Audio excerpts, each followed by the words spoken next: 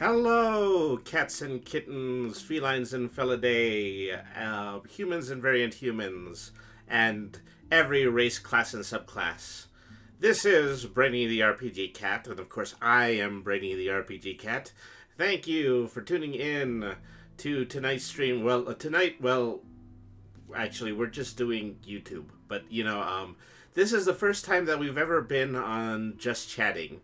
So, I'm working out a few things to figure out how we're going to be able to do live streams or just chatting streams, and of course, we're going to be watching a lot from YouTube that is based on Dungeons and Dragons, and try to see how well I am at providing a little bit of commentation when it comes to Dungeons and Dragons related content. Okay, I see Keiko Bunny 99 in chat and Baron Von Blood, so that's awesome that you guys came. Thank you very much for tuning into the stream tonight. Let's just go ahead and let's head over to the magic screen and let's start watching some YouTube. Oh, a couple of things I do also have to mention is that be sure to be one of my first.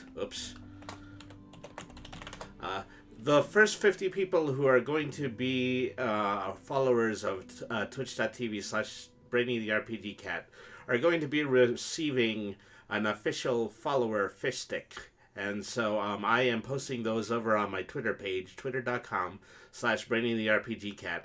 Go over there and look for your name. I know that Keiko Buddy 99 got one. I know Baron Von Blood got one. So be sure to get yours if you're watching. Get your official follower fish stick by following today's stream. And this stream is also brought to you by... I am Butterkeys today. Baron Von Blood is munching on that stick. As I don't know how long ago he got it, but he apparently still has it. And so, also for a great sale on TCG cards, we are partnered with the Great Games LLC to bring you TCG single cards. Just follow the link and use the code 10finity at checkout for 10% off of your online purchase. Oh, it's nice and stale. Yeah. So that is precisely what Baron Von Bloodwolf would do, is that he would wait for that in order to become a proper chew toy. But at any rate, thank you very much for being one of the followers of Brainy and RPG Cat. You found it under the couch. This is what you told me. You found it under the couch. Well, you can do what you want with it. You can frame it. You can leave it under the couch and then wait for it to grow stale. But thank you for tuning. Either way, thank you for tuning in. Thank you for being a follower. And so let's go ahead and let's head over to the main screen. Alright, so I've just got a playlist of Dungeons and Dragons related videos, and hopefully this won't be too scuffed. I mean, once again, this is the very first time that I am going to be running this content on stream, so you guys are welcome to stay, and you're welcome to watch the wheels come off together. Alright, so Keiko Bunny 99 says, always a pleasure. Oh, thank you very much. I appreciate that. Alright. Let's go ahead and let's play this. Okay. I'm hoping all of these play at the start, though, because I was looking at them earlier. They're probably not going to. And so I'm going to be testing the audio levels here, so those of you in the chat, if you don't feel that you can hear everything well enough, well then feel free to let me know. Alright, so... And speaking of which, I probably should raise the volume a good amount. Alright. Dungeons and Dragons. A name synonymous with fantasy, funny-shaped dice, and that one really terrible film. But what actually is D&D, really and why should you be playing it? I never saw it personally. DD5. Dungeons and Dragons is the world's most popular and successful tabletop role-playing game. created by Gary Gygax and Dave Arneson in 1974. Ah, is a great Gary derivative of the Gygax on miniature high. medieval war game Chainmail. May It has his since gone on to 20s become one ever of the be foremost natural. influences of countless fantasy and sci-fi novels, video games, and movies. D&D is a storytelling adventure game, generally played with a group of friends around a table with nothing but a writing utensil, some paper, some dice, a few core rulebooks, and your imagination. Unlike other types of games that focus on Imagination. skill, logic, or luck in order Of course, to attain a you goal knew I and was going win, to say that because Dungeons & they Dragons, put as a up the tabletop SpongeBob RPG, meme. is a game where a group of players assume the roles of fictional characters who embark upon imaginary adventures exploring dungeons, fighting monsters, and discovering treasure within a fantasy setting. Exploring It is a collaborative dungeons, fighting storytelling game in which monsters, there is no exploring preset win dungeons while condition. fighting monsters. Instead, it is the exploration of the fictional world and the telling of the story that is the goal. All of this is a fancy way of saying that D&D is essentially a game of make-believe, albeit a structured game of make-believe with written rules. So how do you play? A D&D group is made up of two basic roles, the players and the dungeon master. D&D game is also just Let's start with the made players. Each Just player the creates entire and thing controls a single character, completely made which up. represents an individual in the world. When creating a character, a player will typically first choose that character's race, such as an elf, dwarf, or human. In this case, race could be more aptly described as species. Each playable race will have unique features and attributes Species that is help not define them. necessarily a race. Next, You the player will gotta choose a remember, class for their this character, started such in as the fighter, 1960s. wizard, or rogue. A class could also be seen as an occupation or profession. It is what you essentially do as a character and defines much of your major abilities, such as casting spells or fighting with weapons. Depending on the edition you're playing, there will be various ability scores and skills to be allocated to finish rounding out what your character can do. Once this is done, the player will decide a name for their character and a backstory to give them a personality. This can be as simple or complex as the player wants. Maybe you want Bonus to be a points noble for but making flawed sure that your warrior who has character become was not battle-scarred, abandoned defending as a their small homeland from child. evil for most of their life, and now seeks some outside hope to save their failing kingdom. Or you might just rather simply be a thieving rogue looking to get rich by delving into ancient dungeons. It's up to you, whatever sounds the most fun. So now your character and backstory is decided, and your character sheet is all filled out. You are now ready for your adventure. Or are you? First, one member of the group must Am I assume ready the role for of my the dungeon adventure? master. The dungeon master, or DM, I think I'd plays like a much little different bit role more from the time players. in While town the players to are actors responsible for the actions of a search single character. for The my dungeon master serves as an author, director, and referee of the game. essentials. The world and everyone in it that the things characters that I need interact with is to controlled by the DM. find, That's everything like from threatening health monsters and potions traps to the surrounding still environment not and the ready events yet. taking place within it. Though this often places the DM opposite to the players, it does not mean that the DM is the enemy of the players. In fact, it's quite the opposite. Say, The are dungeon you master is hearing responsible this? for the game's narrative flow, Patty creating Thompson, the scenario Patty and setting Thompson in which the from game the takes 4th place, grade. maintaining the pace and providing dynamic feedback. It's all about telling a story together, one in which the players are engaged and challenged, while facilitating the development of interesting choices and events. The dungeon master is not trying to kill your character, despite what the dice may lead you to believe. Speaking of dice, when do they come into play? Most actions a player may want to have their character make can be resolved by simply stating an action through roleplay. You want to ask the barkeeper some questions? Sure, what do you ask him? Yeah, Some I got actions, some though, questions. require the roll of a die to determine Do the you character's have any success or milk failure. followed immediately Feats by of do you have any athleticism, fish? diplomacy, or magical knowledge may require what is called a skill do, check. do. An attacking an Brady enemy walked likely into will the, require what is called an attack roll. In most bar- cases, you'll up be to rolling the a bartender d20 or and asked 20-sided the die, bartender and tending adding the a relevant bar, number from hey, your do you character got any sheet to fish? determine if you succeed or fail at your endeavor. The other dice used in D&D, Baron Von the Blood D4, says D6, nice. D8, D10, and I mean, D12 I are guess usually nice in reserved terms for this is a calculating really the great damage of tutorial attacks. on the Though opening there are of some Dungeons exceptions. and Dragons. All in all, if there's an action you wish to take as a player, there is likely a rule and a dice roll that can make it happen. And if there isn't, just make it up. That's what DMs are for. So, do you wish to All venture in all, forth if this into the is great unknown a in search of decision treasure that and you make that adventure? is going to Does the make idea the of slaying DM a angry, legendary then you can monstrosity go and ahead becoming a and hero start appeal searching to for you new as friends the time next well day. spent? Do you like the idea of Yeah, hanging out milk with and friends and fish. telling the greatest Milk and stories fish you'll ever hear often together together, around a milk and table fish covered in dice, paper, and mixed up snacks? in a great Then big you bowl. should be playing Dungeons and Dragons. Yeah. If you enjoyed this video and want to know more Oh, about no, the I missed fantastic the if. world of Dungeons and Dragons, Okay. then check I out our don't main know podcast, now. The Dungeon Cast. I don't where we know. dive into the detailed lore and gameplay of all things D&D. See, I don't see now that I don't know that whether or not I was the kind of person that should have been playing Dungeons and Dragons. Common piece of advice for dungeon masters: don't over-prepare. This advice Yeah, is whatever you do, everywhere. don't over-prepare. It's the most common advice beginner DMs get when they ask for tips. You know, and people are often really tell just me going this to even wreck the when I'm game not asking anyway. for advice. I hope y'all have hellish resistance because the steak is gonna be hot. That's bad advice. Ah!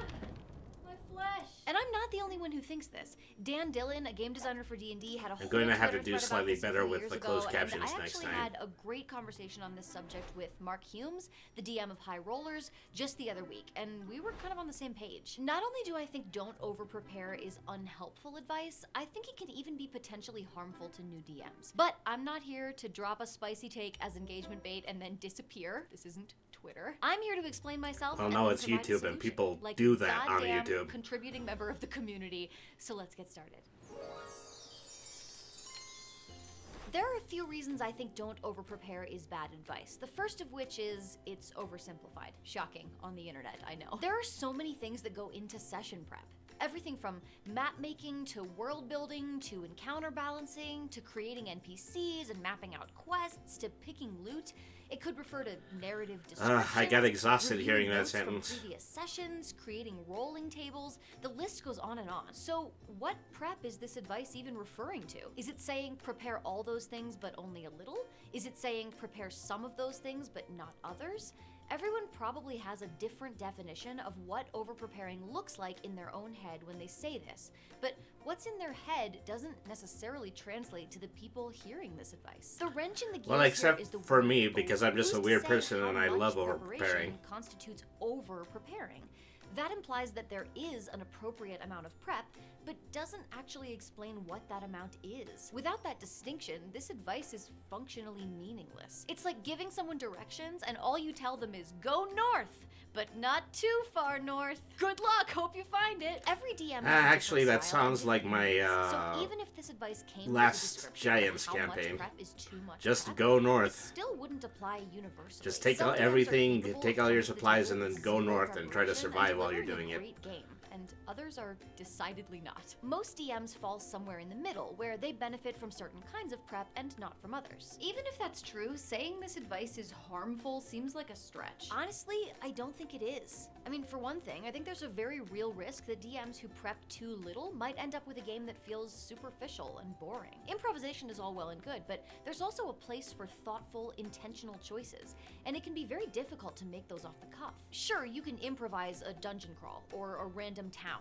or a short quest, but if you want politics, or mysteries, or secrets, or history, that's gonna require at least a little preparation outside of the game to execute. I'm I sure don't there know are why you some would want DMs who can politics. wing an entire compelling campaign arc, but not many. I also think it can be harmful to new DMs to imply that investing time and thought into their prep will make their games worse. D&D is a pretty complicated game. I mean, it requires textbooks to play, and some of the key parts of gameplay, like combat encounters, are complex enough that you need a lot of experience to be able to execute them well with no preparation. Before you've built up experience and learned what prepare does the and fish. doesn't work for you as a dungeon master, Well, you know, I don't crucial. want to. I received this I don't want to over-prepare create that kind message of dissonance early on because, as a you know, dungeon Guinea master, Dai and I happens to really be did one of try my to take it favorite to heart. So instead, I online D&D which left me personalities. stressed and scrambling during sessions. Yeah, prep the And fish, once I fish realized sticks. that So, this well, I'll advice definitely didn't make work more for fish me, sticks if every time I everyone heard is it, it just made me who is feel like I watching was is a bad kind DM. enough After all, to if this was the advice that everybody but me become a took follower useful, of my I must channel. be the one doing something Tell wrong. your friends. So I kept ignoring my gut and forcing myself into situations where I had to improvise things that I knew I wasn't good at improvising, and my game suffered for it. It was only once I accepted that I thrive as a DM when I feel thoroughly prepared that I finally started doing game prep that actually worked for me. I think you're misreading what don't over-prepare means. Improv You're comedy. taking it too literally. You're absolutely right. I mean, know so that what that's I just probably one of the described first is things not I what had to people learn when it mean comes to they say D&D. I this, had to but learn how to it's yes what I and heard. people. And I'm sure I'm not the only one. If your I advice learned requires I had to some learn how to let context in people order to have be a say in the useful, game and, you context know, that you don't try to provide, work within then it. the advice is worthless. It is So let's important talk about advice. what people do mean when they say don't over-prepare, and how we can shape that into advice that's actually useful. Source enough parchment for our needs? That's your problem. Our contract locked in pricing. Whoa, Francis? Wow, there's somebody in this different. video other than Guinea. It's you. Oh, no, Yeah, no, I actually, thought that is this still summer Guinea. Pike Sailing She's just Compass really, is really good at And cosplay. it's gonna really blow up when Dungeon Hey, Fog Go gets Bunny says, here. I put on my robe and my wizard hat. That's right, Well, Dungeon Fog. I guess The that means we're map-making tool that twinsies makes now. It easy to create and customize beautiful maps for your Twinsies. games. Yeah, but not everyone wants to make their own maps. You know, we're not at a Looking party or at anything. makes I'm not it going to easy tell you to find go the home maps and you need change. from other You're just artists. here in the Like, library, you which can actually browse by helps you blend category in. if Nobody will know that you're not a wizard. recommendations, new artists, popular maps. I mean, Anyone I wants put to follow on your favorite this map robe makers, and go hat check out their whole map a library long on time their ago, Well, it looks like and it's really working. nobody It has is. figured out that As a I'm map not really a maker, wizard. I even get insights on who's using and modifying my maps. I'm building a real community here, and the new preview pages make it easier than ever to share maps on social media. I'm really proud of you, Francis. I know we didn't get off on the best foot, but Francis. What? I thought I made it clear that ink shipments were to be weekly. If you can't keep up with Summerpike's demands, there are other suppliers out there who can. Oh. You'll be a carrot Still wizard. here? I mean, it's my office. I mean, that's Well, you noble can of check you, out you Dungeon know. Talk to get notified when the hub goes live. You're providing You can even healthy, sign up for a nutritious free account to meals find to the maps for your masses games or if start you're a making carrot your own. wizard. Good luck with everything, Jenny. It's Ginny. I expect that ink to be at my shop by sunset. Huh. Anyway, now that I have more experience as a DM and I've spent years in D&D communities, I understand how this advice is intended.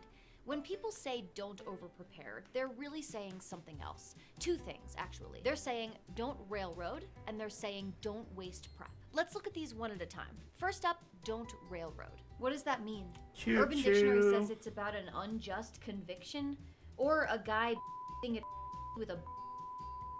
Okay, that's enough. If this is your first time here, Welcome everybody this to context, male-dominated to hobby. railroad means to force your players down a certain path, like how a train has to follow railroad tracks. Instead of a train, you want your players to feel like they're in an ATV. They can go anywhere they want, even if that's off the road and into the wilderness. To me, saying don't over-prepare when you mean don't railroad is a case of mistranslation. It's not the act of preparation that causes DMs to railroad. Can you their make this players. carrot disappear? Some DMs prep very little and still force I'd like a their few players minutes to follow a boil it, certain but path. And if many you really need it to extremely be gone, prepared then I'll take DMs care of make that the right now. choice to follow their players' lead. That's because it's not really about how much you prep. It's about how you respond not very to your crunchy. players' actions at the table. Which brings us to part 2, don't waste prep. To be more specific, don't waste time preparing things that you may not end up using. This is inherently tied to the railroading thing, because if you spend a lot of time preparing something that your players will only encounter if they make certain specific choices, you might feel compelled to force your players into making those choices, so that you don't have to toss all of your hard work into the garbage. Yeah, but be Just sure like that you don't shred all railroad the cheese at translation, once. This one breaks down because of an assumption. That assumption being, the more you prepare, the more you're attempting to predict players' choices. And this is absolutely carrots and false. cheese, I don't It know is about that for a entirely possible combination. to prepare thoroughly while still allowing your players freedom during the actual session. Okay, but how? If the answer isn't preparing less, then what is the answer? A fantastic question.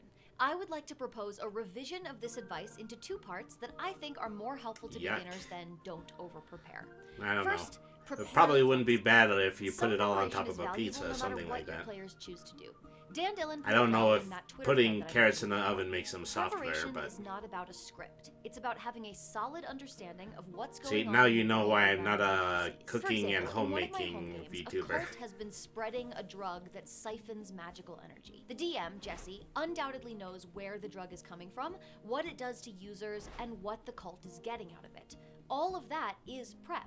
But he has no idea what we're going to do to try and stop it, or if we're going to try and stop it at all. We And could decide honestly, to this is the capture way and that most question one of Dungeons and the Dragons cultists, books or just to tend to be examine written. and It's not a treat matter one of the users, or to investigate the drug itself, creating or the even to entirety take of the drug and background see for a what character. happens. It's We could ignore just a the matter drug of completely letting and people know pursue how other they should be threads. played. No matter what we do, Jesse's prep allows him to figure out what's next. A None mana of it's siphoning wasted. drug. Of course, sometimes you really do need to plan past player decisions. When Mark Humes and I talked about this, So he I think suggested if a simple way drugs of are looking taking at away it. your life What's force, that would be a important, good and how do your reason players to reach it? not take Sometimes drugs you anymore. need players to reach a certain point or learn certain information. Instead of defining the path that your players have to take to get there, center A mana your prep siphoning on drug that or certain point actually certain just a information, drug. and let your players reach it using whatever path feels natural during the session. Am Maybe I they right? learn Yeah, about you're the right. royal You're right, conspiracy by Pheromone Blood. eavesdropping on a noble, or by bribing or threatening an informant, or by accepting a quest to dismantle it, or by being invited to participate in it. As long as you have a The thorough natural understanding path. of the conspiracy Straight itself, edge cat wizards you for can give life. players the freedom Yeah. to approach it in whatever way they like. That all sounds very nice, but some prep just doesn't work that way.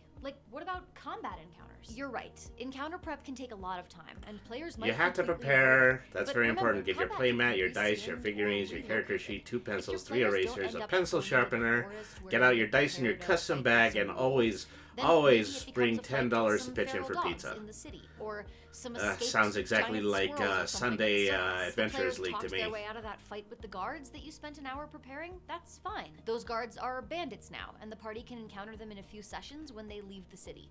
Or you can sit on that encounter for the next time that your players inevitably find themselves on the wrong side of some guards. That's what you want to try to do, is you want to try to make the NPCs poor so that they will come after you and revenge afterwards. Flavor can be improvised, but balance takes more work. The more you can develop this flexible mindset, the less pressure you'll feel to make sure that players do the right things, and the more you can adapt to the way that they want to interact with your world.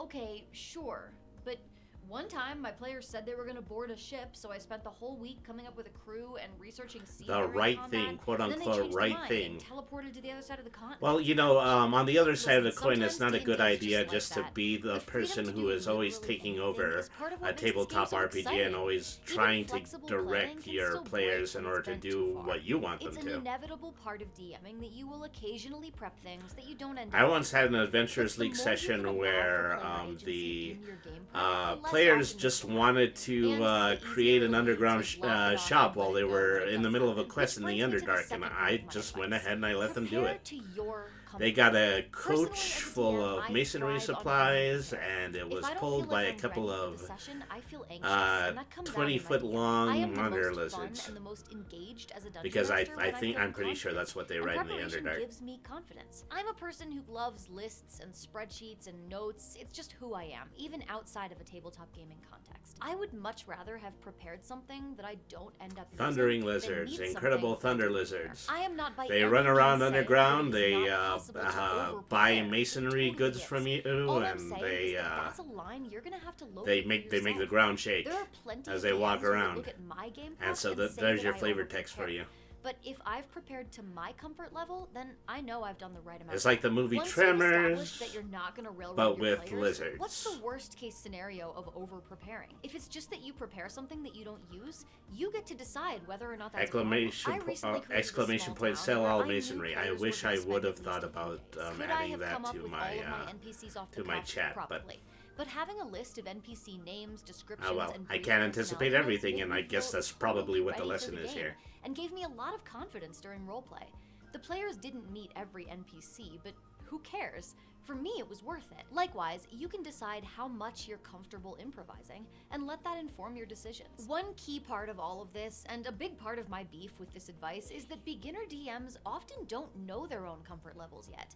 You can read and research and ask for advice, and it can be helpful, but ultimately, nothing is going to teach you what works for you except for actually doing it. It I wasn't kind of other felt like I DMs was telling jumped me in don't when it came over-prepare to that taught me DMing how I my like to first plan game. for It's sessions. really just It that the other sitting person down was on in their front of way a out, blank document and I preparing just for needed sessions. to be the And then DM for running that group sessions. just so And that then I would be reevaluating able to whether or fill not I it. prepared the right things. And now I love Wash, doing it, rinse, so repeat. That's what I would like to see us teaching you know. beginner DMs.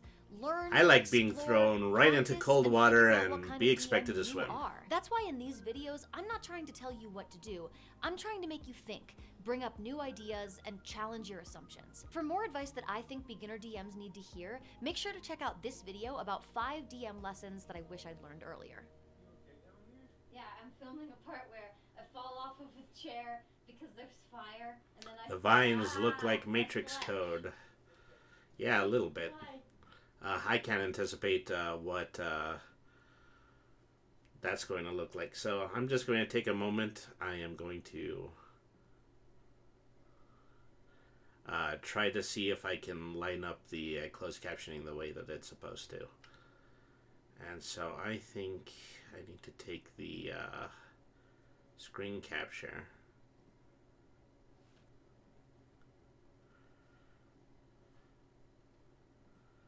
And then I just have to, yeah, it's way down there. So I need to have the screen right about there so people will be able to read. Alright, well, thank you very much for staying tuned in. I hope you've been enjoying everything so far. Let's go ahead and let's shuffle on to the next YouTube video. It's not every day that you get to play a high-tier 5th edition Dungeons & Dragons character. So when one of our friends offered to run a one-shot game for a birthday and asked us all to make 14th level characters, we were all pretty excited. Originally, I had wanted to make a high-level spellslinger who get those powerful magics that let you warp reality. But then I had another character concept pop into my head. Yes, One that everybody I knew that wants if I to didn't play alter now, reality. I probably wouldn't get a chance. So I contacted the GM and asked him, "Hey, Sue, I have a little bit of a weird character concept I'd like to run past you." "Yeah, sure, what is it? As long as it's from the book, it's probably fine." "Oh, yeah, it's from the book. Just, I thought I might double check with you just to see if it's okay and everything's fine." And I told him my concept, and he's famous last words. "Is that even a legal character?" I think so. Paramount Blood says Pretty what sure year is it again? If you can make it legally, well, that hair is I'll like allow so it. 2019. Yep, I'll I don't see know. what I can do.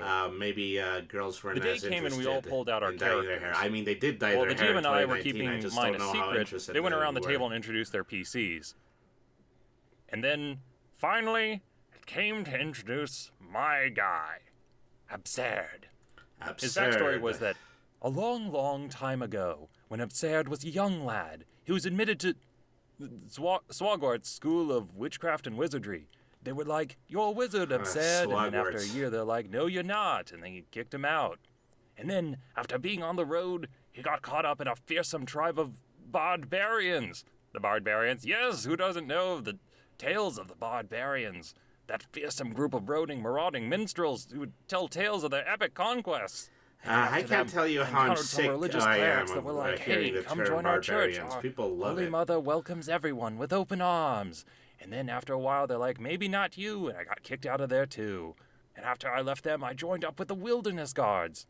The Wilderness Guards? Yes, the Wilderness Guards. A group of soldiers that would go around like rangers. I think watching I the see where forest, this is going. This trained guy in the art of has Kung one Fu level in had absolutely paladin every magic. class. and could shapeshift into giant ferrets. Honestly, the group didn't admit a whole lot of people. Kind of didn't want extra members. Every year they're adding more requirements, trying to kick people out. I think they were kind of elitist, little bit of a douchebag. Just saying. And after I left them, I was on the streets for a while, and I met a guy who taught me the secret to being a rogue. Hey, you know how you can use a knife to stab people? Have you ever thought about pressing it, like, really, really hard when you do that? And then I discovered I have a bloodline going back that gives me magical powers, other than the magical powers I already possess. And then after that, Cthulhu was like, "Hey, do you want some more magic?" And I said, all right, sure, yeah, that sounds cool. And there we have it. That's my backstory. And I did all that because, you see, when I contacted the GM about the character I wanted to play, I said, "Hey, I'd like to play a multi-class character." Sure, yeah, what classes? All of them? All of the classes. I'll be damned. With that strange backstory, that gave me just enough experience to multi-class into every single one. That's really weird. Some people are like, "I want to play a jack of all trades," and then they wimp out on like one or two classes. No, when I say I want to be a jack of all trades, I want to be a jack of all trades. All of them. Maybe you should Not have named this one or character two Jack. class thing. And I pulled out my character packet, not my character sheet, The but a character packet, You need because that each much of the extra classes paper. that use spells required their own sheet. How does the character play? It doesn't. I mean, seriously, I'm an archer that can't shoot, a fighter who can't fight, a healer who can't heal, a wizard who can't cast a spell. Does that sound like a broken character to you? The hardest part of making Absurd was figuring out how I was going to be role-playing him, because I had to think of why he kept getting into these groups and then promptly get kicked out. I didn't want him to be just, I don't like, know. evil and people Kinda kept sounds a catching little him bit or like me. something. So, this is what I came up with. Absurd was a drifter. He looked like the kind of guy who, whenever things started to get difficult, he was off to the next job. On his neck was a bandolier of different gods he worshipped. "Oh, hello there. Nice to be making acquaintance with you. I am Absurd." I did not Hey, hit her. That's the voice you're going I with. did not. I failed the Let's roll. go! We have big adventure waiting for us. I will be singing a song. I am great at singing. So the party took off on to the next part of the story. We arrived at a forest that was cursed and manifesting strange creatures and monsters. As we were passing through it, the party got jumped by enemies. "Oh no! Watch out behind you! There is great danger!" Absurd ran out on his own and got jumped by these fey quicklings who darted off, and he pretended to walk away. Oh no, I think we can't find them. I guess I'll be going now. Okay. Goodbye. And then they came out to attack me. I was like, you have fallen for my deception, because Absurd said he was going away, but he didn't actually go away. So you have fallen for it. I is very clever. And then he promptly got stabbed. Everyone was like, oh no, not Absurd. Thank God. I can't help him. He's so far away. So far away. A thumb comes up and he says, don't worry, everyone. Absurd is okay. It's okay now. In another fight, we were being attacked by centipedes. Bugs started crawling on me, and one of them was like, at level 1, Absurd, you wouldn't be a those healer, bugs but might you crawl would be into your mouth. self-healing. You should close your mouth and stop talking. Please? Oh, that is a great idea. So I closed it in their silence. Oh, thank God. I finally got him to shut up. When they suddenly heard a voice in their head. Oh, hello there. I am talking to you inside of your head. I have the Warlock's Awakened Mind. Oh, this because is the I'm best also a story warlock, ever. And that's one of the powers I have. Absurd is very powerful. It's very powerful magic he has. That way I can be talking to you even when I can't be talking to you. Isn't it great? At the end, we finally got to confront the final villain, who was holding someone hostage. Is there any way we can free that person? Because we didn't want to just abandon someone. Why, yes. Perhaps if one of you were willing to sacrifice yourself, I might be tempted to do an exchange. My prisoner for one of your own. Of course, you would have to sacrifice one of your number, but I know you wouldn't be willing to do that. The Since DM bond is leading which the your witness group at this shares is point. tighter than anything. The agony over sacrificing one of your own would be a burden that you would have to carry forward for the rest of your days.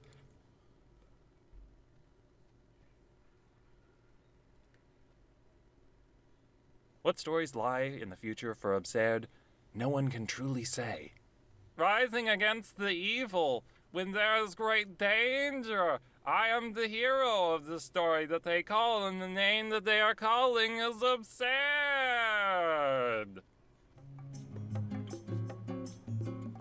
Wow. I am impressed. If you were allowed to create a level 14 character out the Hey, gate, that'd be one of the you're things not that from you around wanted here, to are do. you? More guinea dye, because I put more Are guinea you a dye in cleric? this Because you're playlist looking because radiant. I think she's awesome. What's your AC? Because I want to roll to hit that. I must be a paladin, because you're making me want to lay on hands. Ooh, wow. I see charisma wasn't your dump stat. Are you a necromancer? Because you're sure making my bone rise. I must have rolled a natural 1 on my wisdom save, because I'm enthralled. Are you a mind flayer? Because I can't get you out of my head. Why don't you come back to my place and I'll show you my immovable rod? You must be a monk, because I feel like I've been hit by a stunning strike. My favorite terrain is your Underdark. You're a barbarian, I'm a barbarian. Tonight let's get reckless. On a scale of 1 to 10, you're a Tonight, natural let's 20. Hey girl, Let's rage upon each other. because I feel like I've been visited by an angel. What level of spellcaster are you? Because my counterspell isn't enough to defeat your charm person. Call me an Asamar, because I've fallen for you. You must have Okay, cast I don't Psychic get that one. Scream, because you blow my mind. Are you a druid? Because your shape is driving me wild. Just call me a beholder, because my eyes are full of your beauty. Huh. I don't remember summoning an angel, but here you are. You must be a wizard, because I've fallen under your spell. Is that a wand of magic missiles what, in your is that all pocket, I get or for are a you just wizard? happy to see me? Hey baby, I'm a warlock. That means one short rest and I'm ready for the next encounter. Did I fail my con save? Because consider me stunned. I may be a paladin in the streets, but I'm a rogue in the sheets. Did you just cast reverse gravity? I think we were Because just you talking turned my about world upside down. multi-classing. Call me a tiefling, cause you've got me horny. Are you a gelatinous cube? Cause I feel like this encounter is gonna end up with me inside you. Oh my I hope you're god. vulnerable to piercing damage. Hi, I'm Leomund. Your tiny hut or mine? As an elf, I'm normally resistant to being charmed, but I'll make an exception for you. Hey, why don't you come back to my place and we'll see how many charges my wand has. Do you know how to cast Dream? Cause I'm sure I'll see you in mine tonight. Are you proficient in martial weapons? 'Cause I'd love for you to get your hands on my greatsword. Wish I were a halfling, 'cause I'd be lucky to have you. Hey, why don't we split the party and go home together? Got any 5th level spell slots left? Wow, 'Cause you could okay, that's dominate enough this person. there. Please tell me you're not a mimic. How many 'cause that pickup just lines, looks too good to be true. You was must have how many proficiency with thieves' pickup tools, lines 'cause back you've was too much stolen for my you, heart. Keiko? You know, I'm thinking about multi-classing to cleric. 'Cause you make me want to get on my knees. You must polish your plate armor a lot. 'Cause I can see myself in it. Are you a monk? 'Cause I feel a flurry of blows coming on tonight. Oh my I'd happily god. take a level of exhaustion to spend all night with you. Roll a medicine check. 'Cause I think I've got a fever for you. Hope you have good animal handling. 'Cause I'm a beast in bed. Yeah, Maybe I have pet the on keen me mind and 'cause I could feed never me forget snacks. about you. You know, A flurry of half-orcs blows. aren't the only ones with relentless endurance. Don't worry, I'm a lover and a fighter. Yeah. Are you my wizard spells? 'Cause I want to spend hours memorizing everything about you. Okay, Hey, that you one have a was D8 better. I could borrow? 'Cause being with you would really inspire my performance tonight. I know mass polymorph. Want to go at it like rabbits? We did it! Thank you so much for 50,000 profound. subscribers. What the fuck? Hopefully these 50 ridiculous D&D themed pickup lines adequately express my gratitude. Please, for the love of Sarenrae, do not use these on real people. Thank you. I love you all. Here's to 50,000 more. Yeah, I don't think I'd Just be able go to show my charging face off in like that bar again. Sis, I could have Well, that is giving away the secret. I did actually put an episode of the actual Dungeons and Dragons cartoons in this playlist. It's hard to tell whether or not this is going to get me in trouble or not because right now the cartoon is owned by Disney, who bought it off Fox and probably is not going to bother Wizards of the Coast in order to get the rights to air it, even though Wizards of the Coast does not own the cartoon. So that's mostly what I'm hoping for here. Oops. I should also put the closed captioning on again. And acrobat.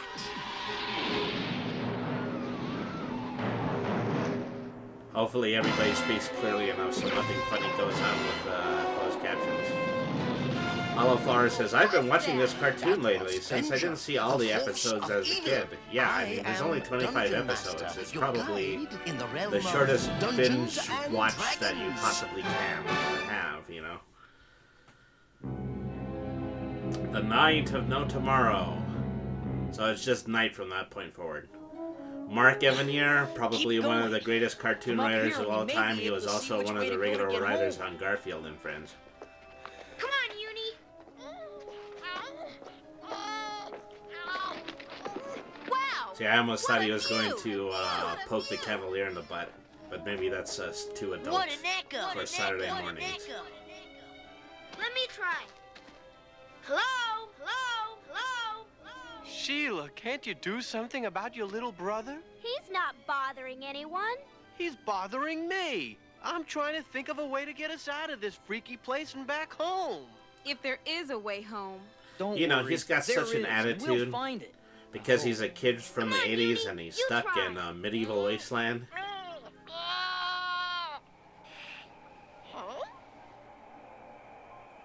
Unicorns are magic and therefore do not make echoes when they yell. Look, there. It's Tiamat the dragon. Oh my god, Tiamat. This is the most unsurprising encounter that there ever has been. All right. Leave her to me.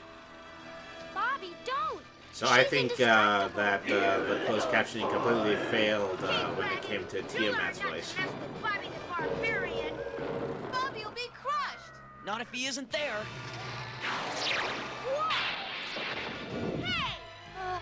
Quick, Sheila. You know, this is precisely what you do in a campaign, is that you Hey, keep Tiamat. the players' bad decisions from hurting each other.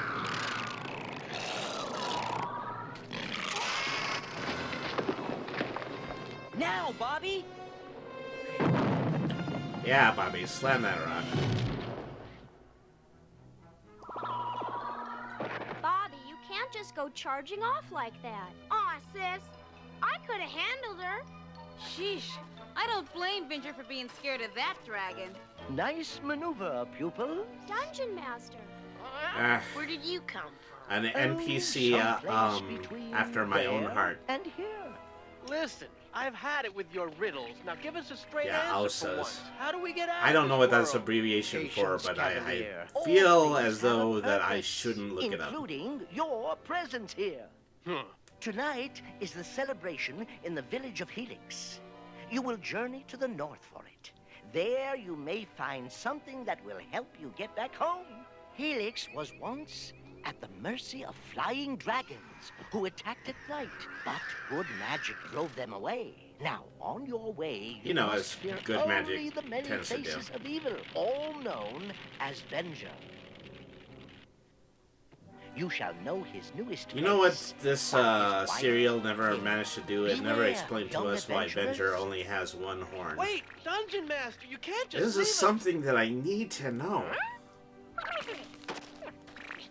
He's gone! Wow! I hate it when he does that. I think it's neat. I'm worried. Sheila, you're always worried. It's simple. The man said go north. We should go north. Diana's right. It's the only clue we have to a way home. We have to try it. We'll either make it back to Earth or make it back to Canada. All this walking has been a waste of time. I'd trade anything for Dad's limousine right now. I'd trade your dad's limousine for a peanut butter and banana sandwich right now. I'm hungry too, Kansas. Leave it to me. I'll produce some magic. I believe The Kansas last actually time you might be tried somewhere this, in we the wound up with Underdark. live turkeys. Can I help it if my hat thought it was Thanksgiving? Abra, come here. Magic burgers up here. Oh, Oh, yeah. looks good to me. Gee, Presto, I kind of like Now my Presto's burgers just a little going to more need well to done than that. conjure up a firebolt or something like that, and then Very everybody can fun. eat. Let's keep walking. There's got to be something out here. Nice cow. According to this, get we're back in somewhere the near hat. Merlin's castle. Otherwise, I'm not going to be able to use Oh, conjuration right. for the Merlin's a rest of magician. the He's supposed episode. to be able to work miracles. According to legend, Merlin can do anything. Even get us home? If Merlin can't, no one can. Huh? Merlin's castle. I mean, that's so right. this But that's the would way we just immediately came. be a red flag for me because I'm pretty sure, you know, even in Arthurian legend, Merlin According just lived to on these Earth. signs, it should be right here. I don't get it. I do. We forgot to look up. Wow! He lives in a castle in the sky? Where'd you expect Merlin to live? Well, before Merlin can help us get home, someone's going to have to help us get to Merlin. Hey, look! A ladder! This is all Everyone too follow easy me. and convenient. Finally, we're gonna meet a real wizard. Face it, Uni. As a wizard, I'm no whiz. Well, I mean, you know, you don't start out a whiz. In order to be a wizard, you have to take a whiz. Wait down there, Uni! I'll come Hank's back a for you. little bland as a character, I find. A regular My folks have a place just Fred like this in the mountains. Jones Wish I was from there. Scooby-Doo, something like Sometimes that. we wish you were there too, Eric. Remember what the Dungeon Master said about Venger. We should recognize him by his white hair. Drawbridge is up! Hello? Somebody's got to Can't you be, just you swim know, across the the moat? Maybe tall you'd like blonde to try. kid who makes all of the rules. No thanks. I've never cared much for skydiving. This looks like my department. But my group would have taken hours to figure out how to cross the chasm.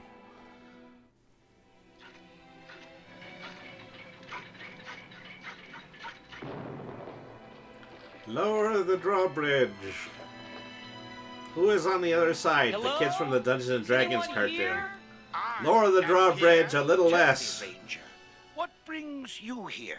You know me? He's Merlin. He knows everyone. Well, we're headed for the town of Helix. Look, he has white hair. Would that I did, young lady. I am a great magician, but the one thing I cannot do is grow hair. Sorry, Merlin. We were warned that an enemy of ours... Just ask him about getting us Bald, home. bald. No need. I He already is so know. bald. You seek a way back to your birth world. Come. Many great I'm a little spells dubious have been about cast in calling it this my hall. birth world. I cannot grant you the I way don't know back, if I had a You choice in can't? that. I don't know if the Oh, world had a great. choice in that. but I can tell you where you are headed. Many years ago, the land of Helix Vader fought back says against all one who too would conquer easy. them. The defeated conqueror vowed vengeance. Dungeon Master told us this already. Bobby, shh. Yes, but he did not Yeah, don't tell you interrupt that Merlin, one you year little punk. Merlin appeared, cast a spell, and his good magic drove out evil. The dragons were gone forever. Aw, brother. And every year, Helix celebrates the defeat of the Winged Terrors. Hey, great story there, you know, but I didn't come to listen to fairy tales. Now, if you're not gonna help us get home, I'm leaving. Somebody never told this guy the depth On second of thought- the Oh no! situation that they're in. Tiamat! Back for a second. Okay, so Hey, Tiamat got out of a Bobby. cave that had a rock in front of it and then climbed a ladder. Me. This time you'll not escape me.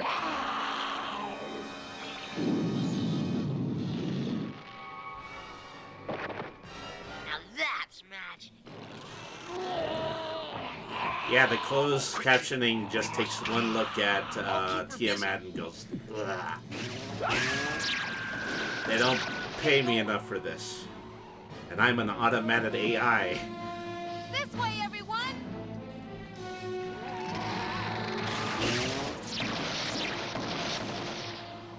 And looking back at what Baron Von Bliss said about Venger, well, actually what he said about Vader, and it's like Vader, Venger, Vader, Venger. They couldn't have been thinking about that when they created the character, could they have? We're trapped. There's no way out. What about down there? The dungeon. No escape. No escape Everyone from help the me. dungeon.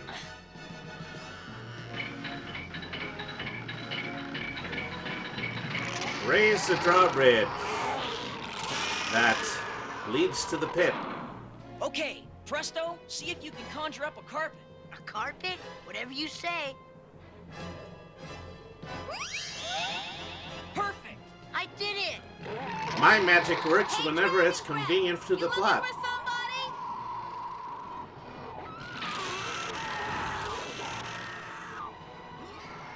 Up, down it goes.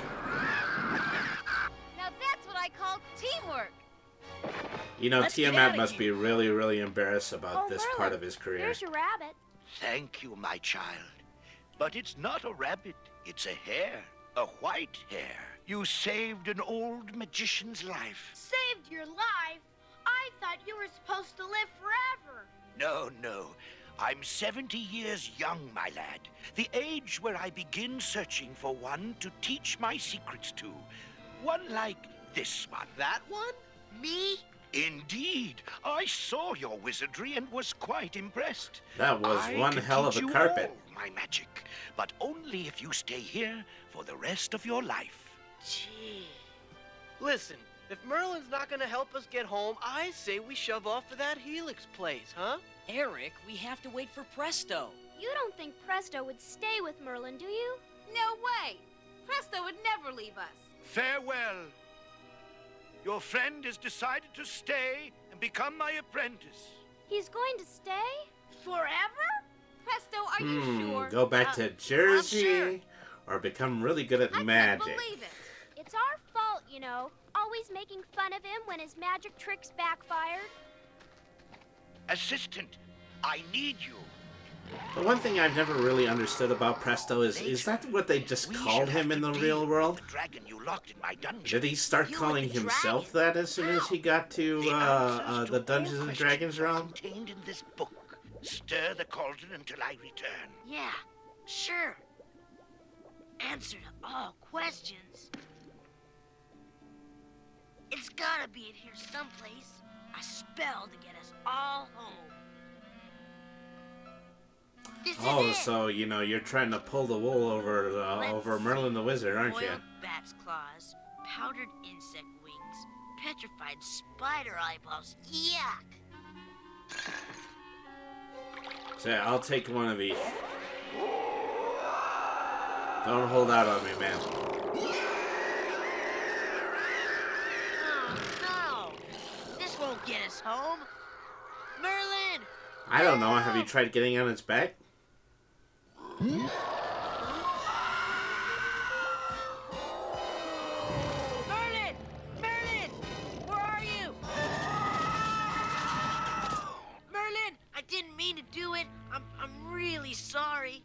So, you were trying to create a spell that would get you and your friends back home, correct?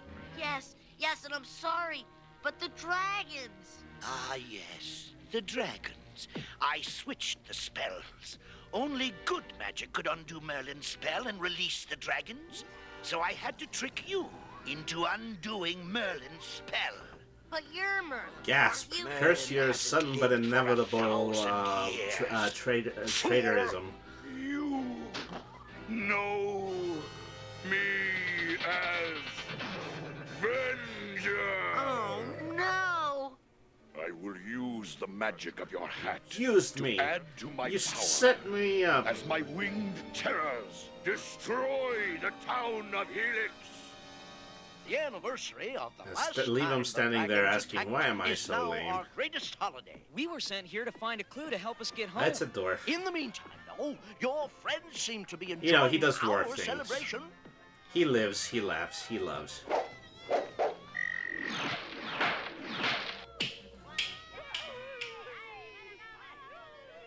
I can see great wealth in your future. And in the future I see... Oh, no! No! What is it? The dragons! The dragons are coming back! I still don't Just know why in we were time sent for our here. festival, Well, at least we got ironically. to meet Merlin on the way. How could you? Merlin died 1,000 years ago, soon after casting a spell that vanquished Venger's flying dragons. Merlin See, died? this is why you But we stop and met talk him, to the and he said he was NPCs, only kids. 70. Mayor! I saw them! The dragons are returning! Sound the alarm! Take shelter! We have to go back and get Merlin to help. I don't think that guy we met was Merlin. But he looked like Merlin, standing there stroking his white rabbit. It Not his wasn't rabbit, Berlin, it his wasn't hair. Irving Berlin. His white hair! Dungeon Master said we'd know Venger by his white hair. We thought he meant hair, like on his head. Then Presto is alone with Venger. We've got to save him. And find out how to stop these dragons. South, Let's your find lord, Bobby take and Eric. shelter in Berlin. I'm beginning to think that all of these places actually do exist in this cartoon. Clear the town square! Evacuate the village! Hurry! I'm Mayor, standing on I this think I tall know how to precipice stop the because I'm a dragons. dwarf. We'll need horses. In the stables! That way!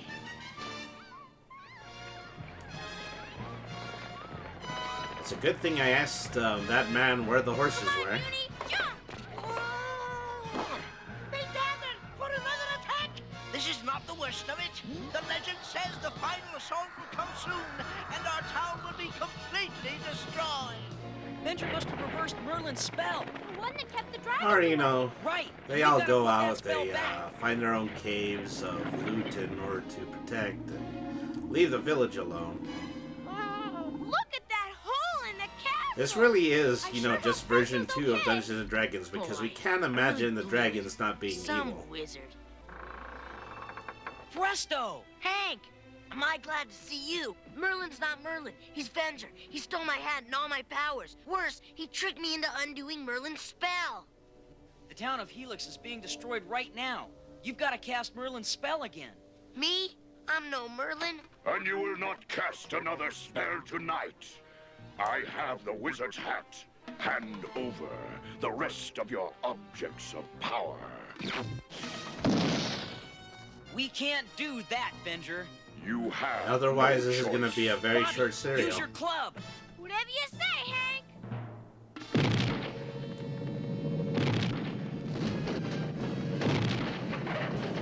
That sounds like Peter Cullen. That's That because won't it is hold him Peter long. Cullen. Let's go. I think it was still Peter Cullen Try when to he keep was away from playing Venger Merlin while as Presto well. works on Merlin's spell. We've got to put out these torches. Let me give it a try.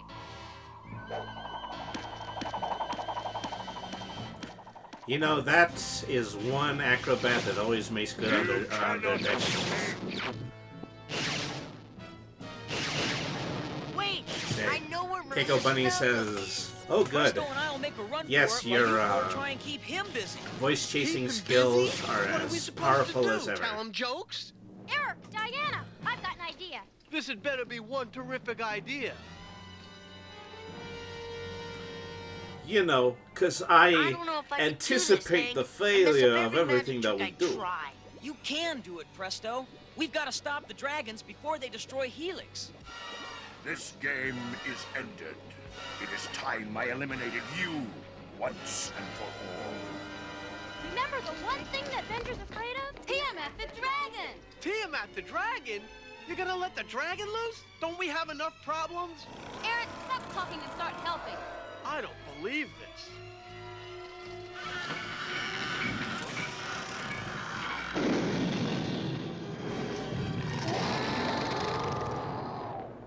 I will add your magic to mine, and then destroy you and your meddlesome friends. And he wouldn't have gotten away with it if it weren't for those meddling kids and that Tiamat. But I shall win in the end.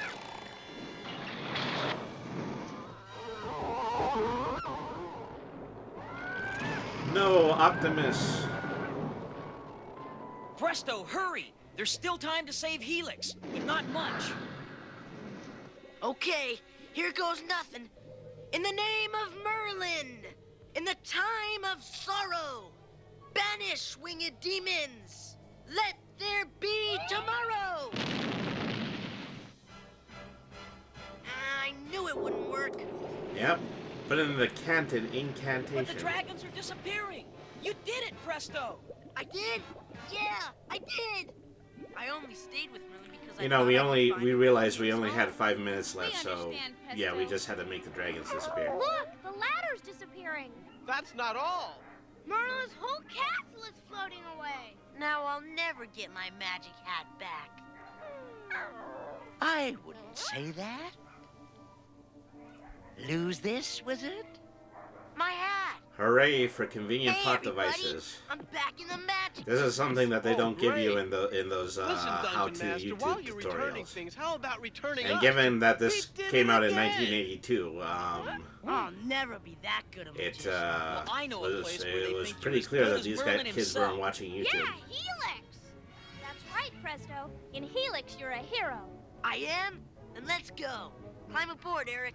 Are you kidding? I don't ride with anyone else. I want a steed of my own. Presto, would you produce something for Eric to ride on? Sure. Oh, he gets to ride on a hamburger. What? I'm not riding on any cow. No way. I don't ride anything that gives milk. Hey, come back here.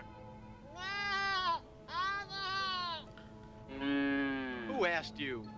And Eric kept that pledge for the rest of his natural life. The end. Haha, it's funny because Paladin is a jerk. It is so out of character for them.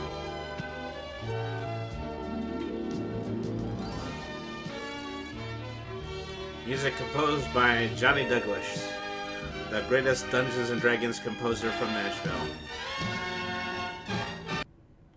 This video was sponsored by the Deck of Many's new Animated Spells Kickstarter. What your favorite D&D race says about you. Who knows To everyone if that watching, just Kickstarter know already that this went video is through. meant for fun. Hope you enjoy.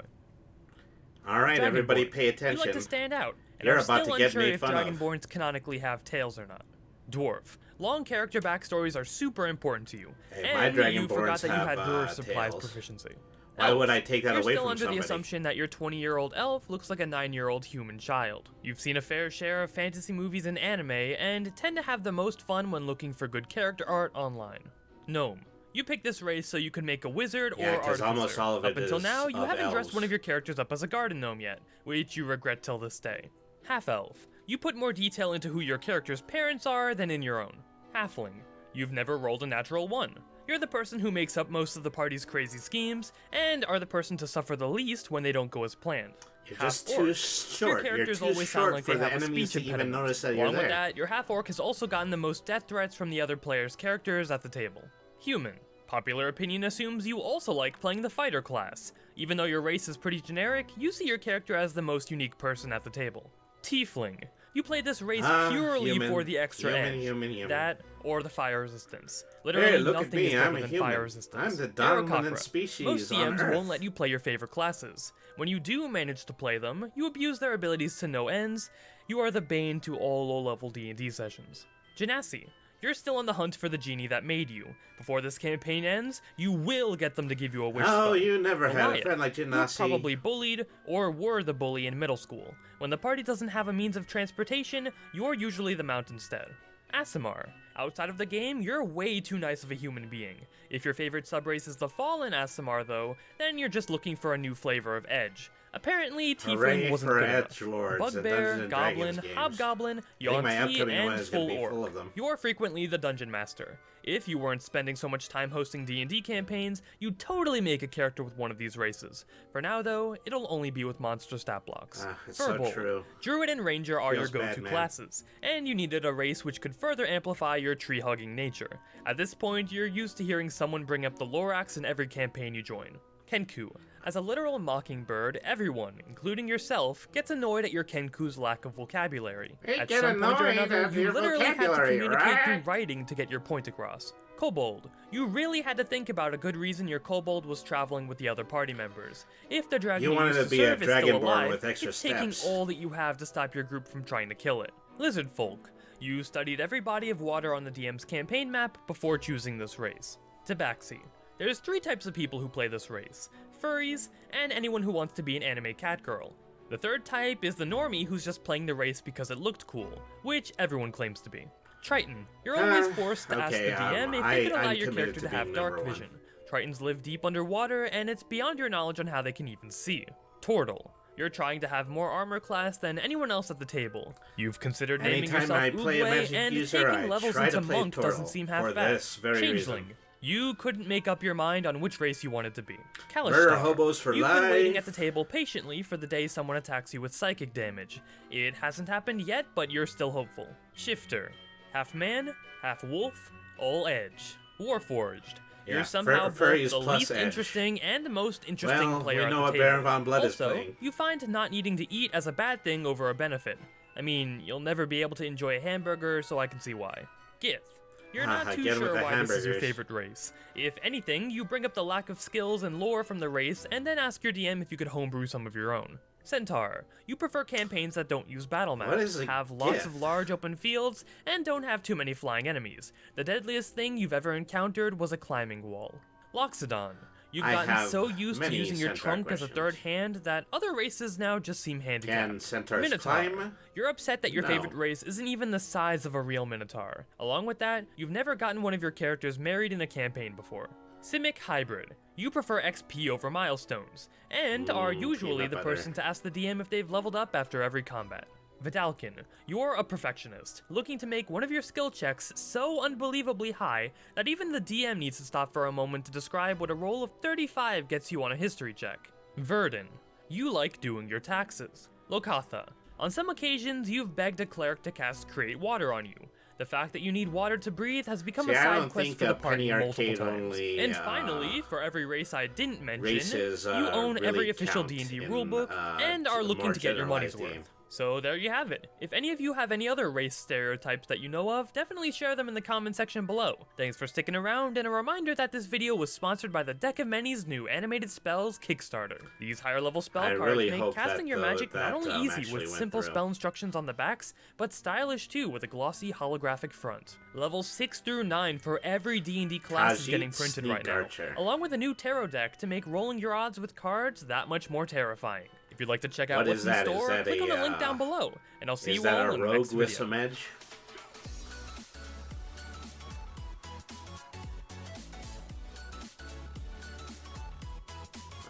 This music is funky.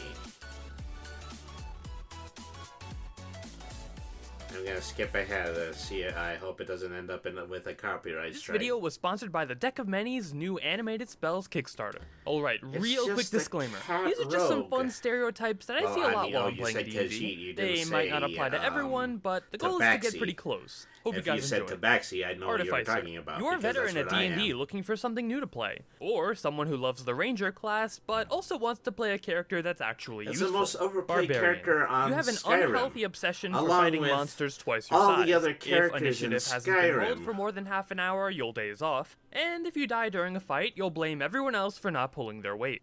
Bard. You want to get your way by any means possible. You tend to make friends with the most NPCs, and constantly make jokes about getting in bed with them.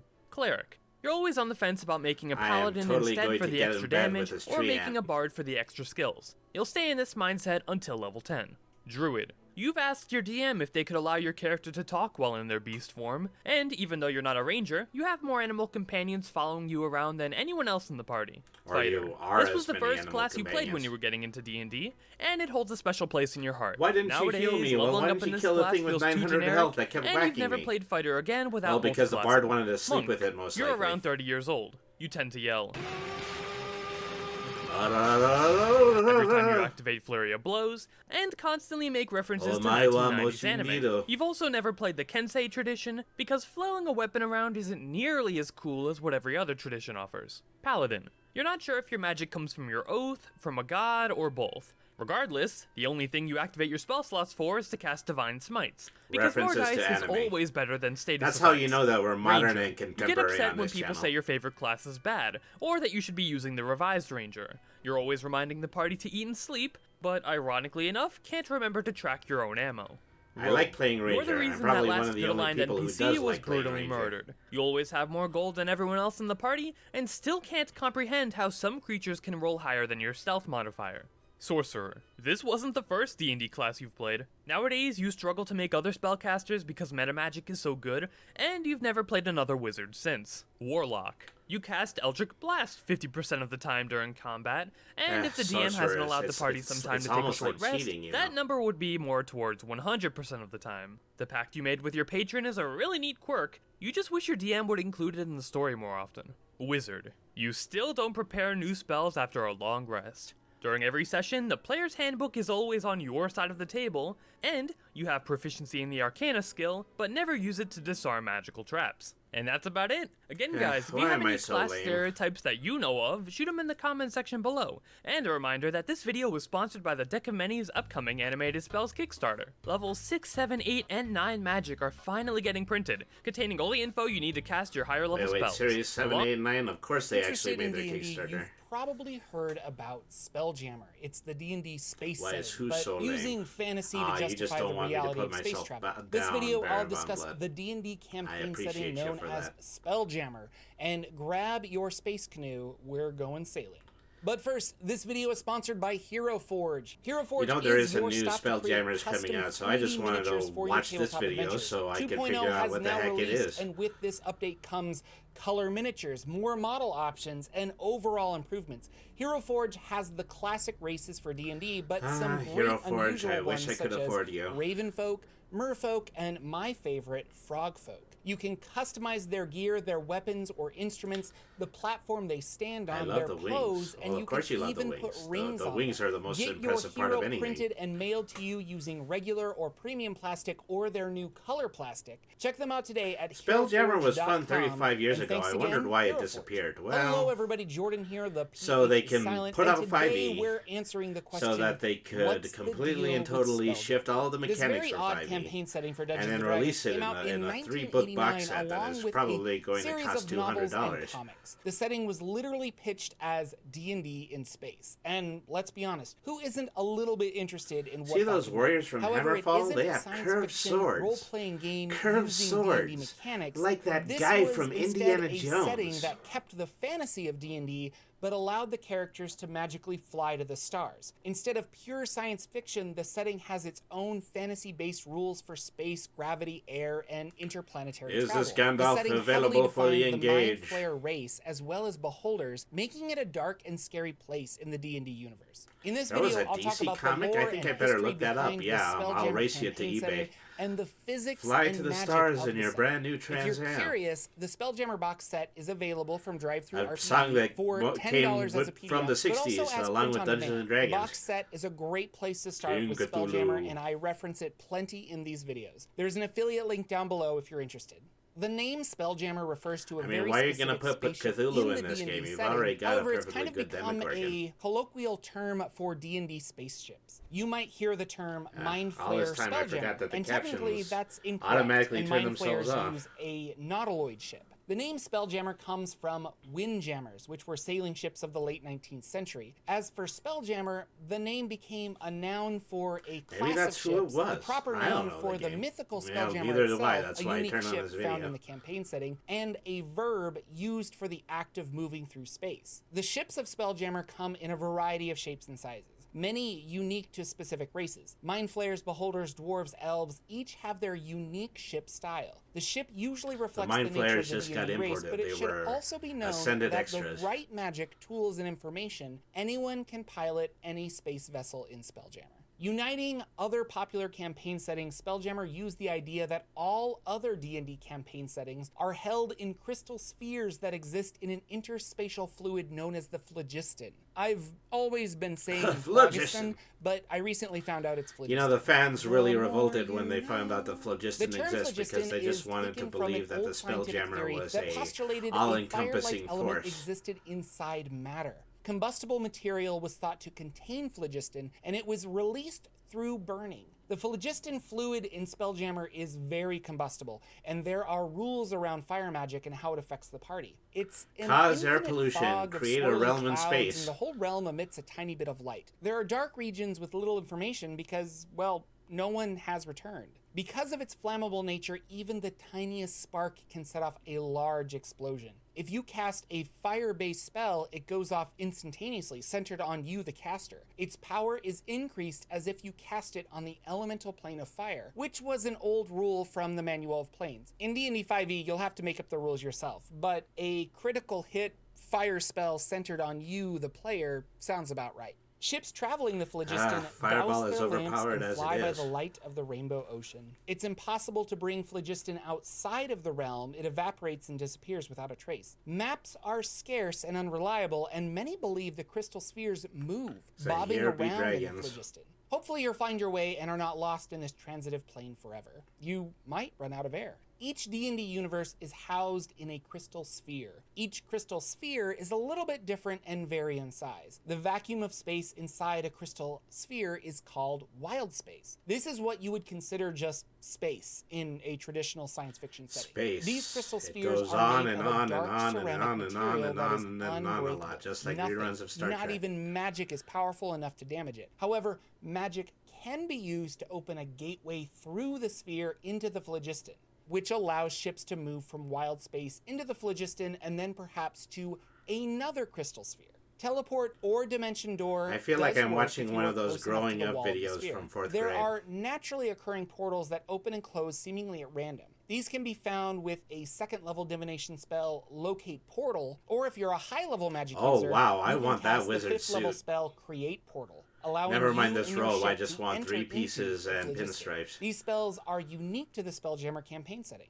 Gravity and air work differently in Spelljammer. Everything, including your character, This wizard has looks what is really called a darn good in gravity our plane. money. This gravity plane isn't fully understood, but characters do know how it behaves. It's an invisible line that bisects most objects. The force that we would call gravity pulls in a specific direction of, and I quote, that which is most convenient, end quote. On your Spelljammer ship, you can stand on the deck, and as the ship flies, banks flips You know, upside that is down. the You'll part always of the be standing campaign right where you side just up. start making Funny stuff enough, up. because the pull of the gravity plane is Keiko the Bunny same says, on top I'm old as enough it to is remember the down, first you editions could of D&D stand on books, the and the bottom of artwork ship was something just to be fine. admired This for is sure. rarely Yeah, done you because know, characters in Spelljammer enjoy people the don't idea know of how to being draw right side in up, monochromatic black and their white spaceship anymore, and that's design a real reflects that. shame. Planets, because they are spherical, and asteroids too, have a central inward gravity point instead of a plane. So gravity remains the same all around its surface. Most planets have an atmosphere, not all, and come with breathable air, but again, not all. Your ship in Why did they Spelljammer have has to enough gravity reinvent that gravity you can for dip this down game? into a planet, and it will carry air with it back into space, forming an invisible bubble around the ship, allowing your characters to breathe in the cold darkness of wild space. Oh, Because the your body Spaceballs has are a here, and gravity they've come to plane, take your even if you air. are thrown into space, you have a small bubble of air around you as well. Although it won't support life for very long, a humanoid-sized body drags enough air to last 2d20 turns. And a turn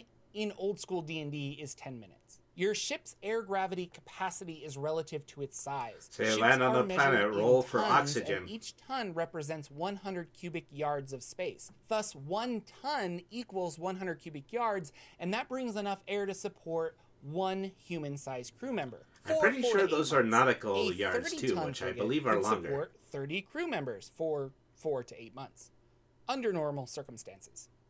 An interesting mechanic of Spelljammer is air quality. If you do some deep space travel, your air will go from fresh to fouled to deadly. The air will become humid and start to smell bad, and any attack rolls or ability checks for creatures that breathe have a -2 penalty. Deadly air is, well, deadly and cannot support humanoid life. Just You like have outer to roll space, this against game poison is every actively turn, trying to and kill if you. you fail, you pass out. A second failure brings death. Yeah.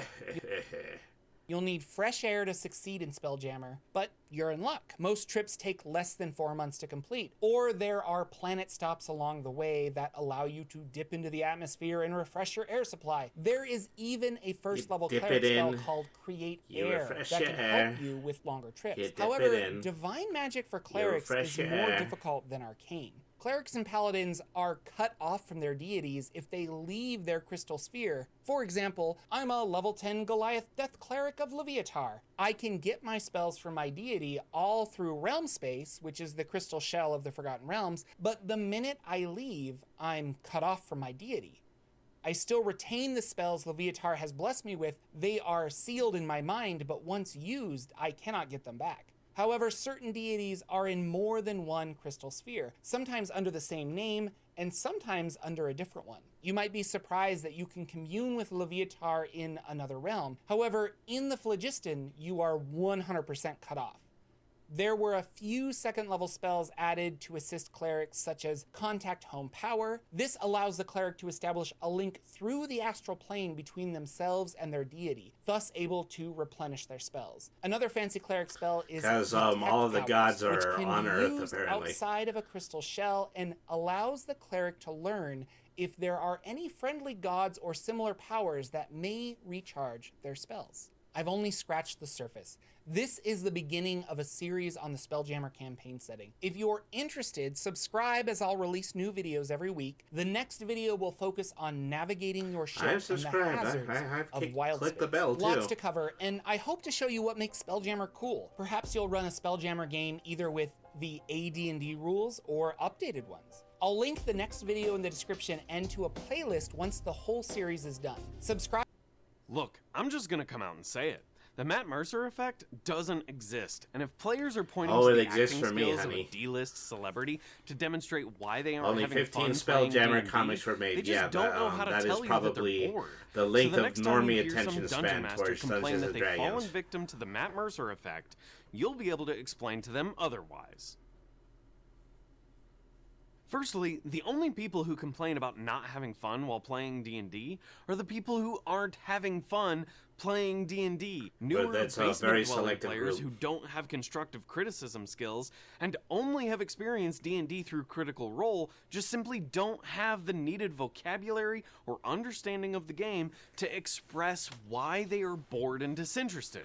And it's easy to most blame of the person time, it's running because the your game. players don't feel the pressure of a time limit. Atari That's Force it. got a longer That's run. your silver bullet. Whereas the other map puts Atari it, Force. Orcs You know, attack. I feel Seriously, really bad compared to all that this nobody advice, realizes all the content I that have on this channel Centipede is legit supposed to be a hot fantasy garbage game, and from you're some firing goofy a bow and jackass arrow in a blazer in it. pontificating about how to have fun with your friends. Hey, I heard that. Yeah, whatever, Professor. Look, it doesn't matter what the MacGuffin is, or who has the MacGuffin, or where the MacGuffin is located. If your players have 24 hours to help some snot-nosed peasant girl grow a magic mushroom to save the world from a fungus-eating demon, they'll be far more engaged than if they had all the time in the universe. So, how do you add the time limit? Ask yourself, how many times do I want my players to rest? That's how many days you give them to complete the quest before something really, really bad happens. This It's as goes simple back as to that. DM preparation, which was in the second video. So what if that sensation of pressure is not the problem? Unlikely, but here's some alternative advice. Which one of these does your Mercer-afflicted player sound like? But Matt Mercer uses lots of character voices. This player is a thespian. They want social encounters. Make sure they have at least one social encounter each game session where they get to flex their blossoming acting skills. And if they Oh, fail gee, the I appropriate wouldn't charisma imagine checks anyone while in my doing so, D&D party make was sure a theater something kid. bad happens. Next one.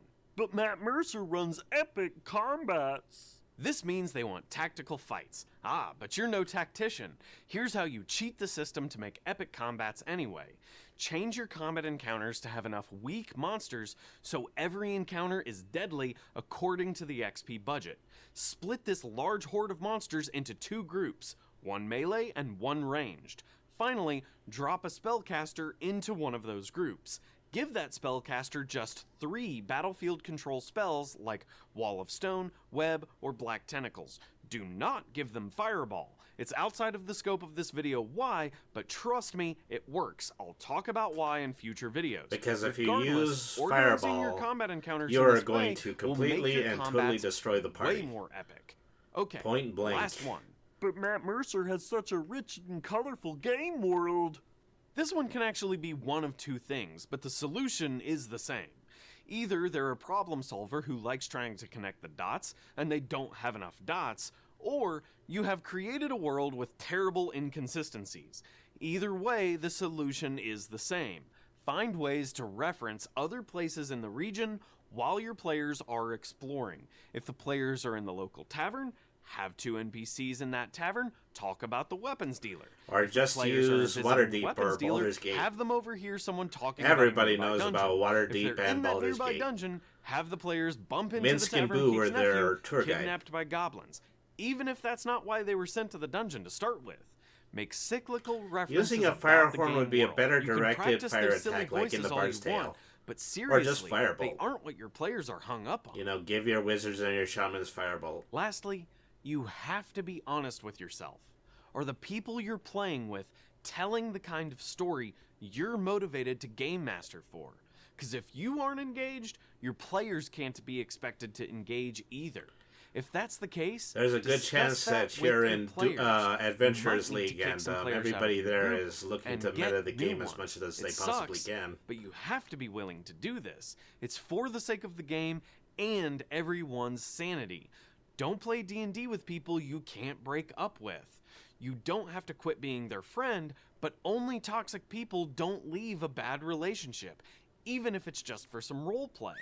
If you want a 17th century Italian intrigue game, you can't expect a bunch of murder hobos playing 5th edition to give that to you.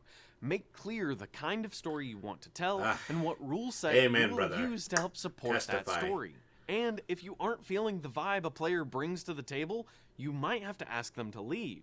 No game is supposed to be miserable, and when you, the DM, are clearly putting in the most work, you should be the one who's rewarded with the kind of game you want to play. Don't So count basically, out he's players who just want to telling murder people hobo a you bunch of to orcs go ahead hold and you throw out accountable for anybody being bored who when you don't pivot like the in your game game. toward cloak and daggers. So keep the pressure on. Have tight and consistent game settings. Provide social encounters with risks. Trust me, the silly voices can come later. Thanks for watching, Dungeon Masters. The silly Good night. voices. You know he's an authority on all Hello, this friends. because If he's this is the wearing a first video suit. you're seeing on my channel, hi, I'm Ginny D. I do cosplay and music and other various geeky things. And today I want to talk to you about a place called Evermore Park, which I just went to for the first time last weekend. Hooray for Evermore Park. Open world D&D roleplay. I might go there instead of Disneyland. If you look up Evermore Park on Google, you will see it described as a theme park. If you go to the Evermore Park website, you will see it described as an experience park, a world of play, step through the portal, become the hero, that kind of language. Say So a needless to say, when my friends glorified invited me to medieval go with them fair. this past weekend, I really didn't know what to expect. Was it going to be like a Renaissance festival? Was it going to be like a LARP? Was it going to be like Westworld without robots? I just didn't You're know. going to prove So to in me that video, this my is goal was not just to tell you a little bit about my experience Renaissance there park. and just help you understand what exactly Evermore is and whether or not you should go, and if you do go, how to get the most out of your experience. So first, let's talk about the basics of Evermore. It is located in Pleasant Grove, Utah, which is just about 40 minutes south of Salt Lake City. From Denver, where I live, it was a little over a 7-hour drive. Their hours are kind of wacky. They are only open Friday, Saturday, and Monday. The Monday hours are 6 to 10, and the Friday and Saturday hours are 6 to 11. We went on a Saturday, so we showed up right when it opened at 6, and we stayed all the way up until it closed. closed. Adult ticket prices, depending on the date and the experience, range from $20 to $30, so pretty comparable to your local Renaissance Festival, or at least comparable to mine. The experience that we got to play was called Mythos, which is their summer experience. It's sort of like a festival of magic and fairies kind of plotline. In the fall, they switch over to a darker, more horror-oriented plotline called Lore, and then in the winter, they do something called Aurora that's sort of like a Victorian Dickensian feel. On the website, they encourage you to wear you costumes, better be wearing and a coat since my if you're fiance and I in the were middle going of with Utah other in the dead of cosplayers, winter. of course, we took that seriously. Whenever you go somewhere in costume, there's always the risk that you'll be the only one that did that and you'll feel weird, but I would estimate that about 60% of the people there were in some form of costume. So we showed up about 15 minutes before the park opened, and there were already 60% is as much as you can hope for in any While we cosplay were waiting situation. in line, a man with a tiny horse came up to us and explained to us the basics of how the quest system works in Evermore. He told us that as first-timers, step 1 was to pick up our level 1 adventure card. When you first come to Evermore, you start out as a level 1 apprentice, and then as you complete quests throughout the season, you can level up through the 6 available levels. The first quest required us to meet with a member from each of the 4 guilds and learn of their attributes, watch a production by the roving acting troupe to learn of Evermore's history, and earn 1 piece of gold from an Evermore character. We were also given a map of Evermore, which, to be honest, we barely used because the park is basically a big circle, so it's very easy to navigate. Plus, the cast is super helpful and they are everywhere, so every time we had a question about something, there was someone to answer it. One weak point of this first quest is just that since most of the people coming into the park were there for the first time, a lot of people were crowding around specific characters, getting the information they needed to complete this first task. During the first hour-ish, when we completed this first level, it definitely did feel like everywhere we went, there were a dozen people already there doing exactly the same thing as us. Which is a little unfortunate, but this first quest functions as sort of a tutorial to learn how to navigate Evermore and interact with the characters. Once we got past it, things got a lot more interesting and a lot more unique to our party. Also, I have to say that this watch a production by the roving acting troupe about Evermore's history task really sounded like it was going to be super boring, so we put it off until the end, but actually the Evermore History Act was just like a really funny improv sketch. And of course, the final task was to earn gold from an Evermore character. Oh, a funny improv sketch. This is absolutely like the medieval fair. To earn 1 piece of gold from them, which are these little spray-painted rocks. At first I was like, wow, the gold could be cooler, and then I realized that there's really no way for them to collect the gold back, and even if they were doing that, people would probably steal it if it was like interesting coins, and these are easy to fit in your pocket. So for example, we asked this kind of shady merchant if there was anything we could do to earn gold from him, and he sent us with a coded message to go talk to one of the pirates. We talked to the pirates, we got information about a sort of a black market shipment that the merchant was receiving, we ferried that information back and he paid us. And not all of them are errands. The dwarves gave us each gold for telling them a joke. There are certain things you have to use gold for in Evermore Park, but to be honest, there aren't many. You can't buy concessions or merchandise with gold, you have to use real money for those. The gold is only used for plot-relevant things. For instance, when you decide to join a guild,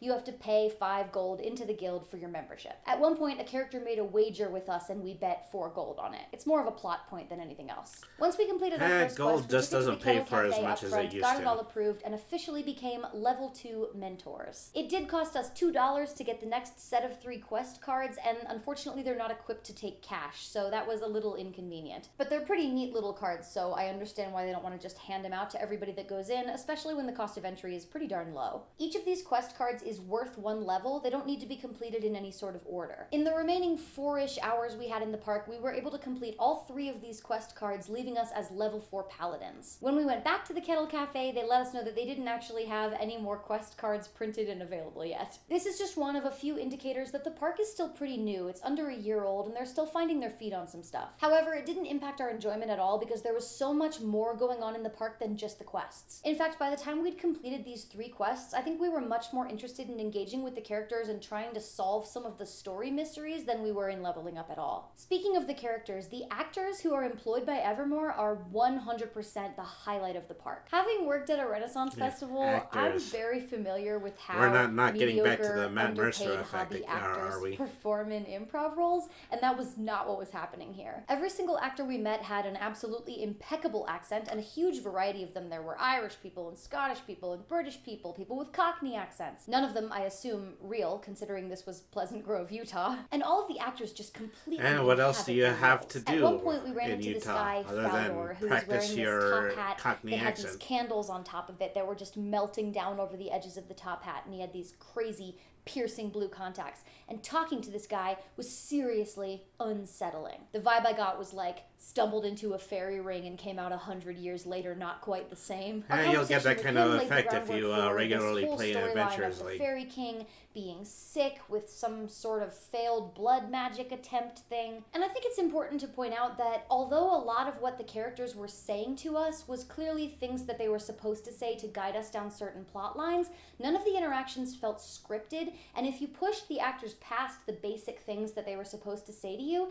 they didn't falter at all. They were completely ready to have a 30-minute conversation with you in character. There was a race for mayor of Evermore that was happening while we were there, which we could cast a vote for, and one of the people who was running was a guy named Suds who worked at the tavern. When we went to the tavern and talked to him about the mayoral race, we literally had a 20-25 minute conversation with him about mayoral policy. He was able to give us really specific information about what kind of mayor he would be and why. He's got my vote. It didn't sound like he was pulling it out of his butt. Giving There's away also free a merchant beer. who was kind of like born again and had like decided that being a black market dealer was bad and that he should be a better person. He told us a little bit when we first met him about his change of heart, and then a few hours later when we came back by for something else, he was like sitting on a bench with a few guests having an in-depth conversation about morality. Like they were just straight up discussing the trolley problem about there morality. I think the coolest part about it is that you can take whatever you want to take away from this experience.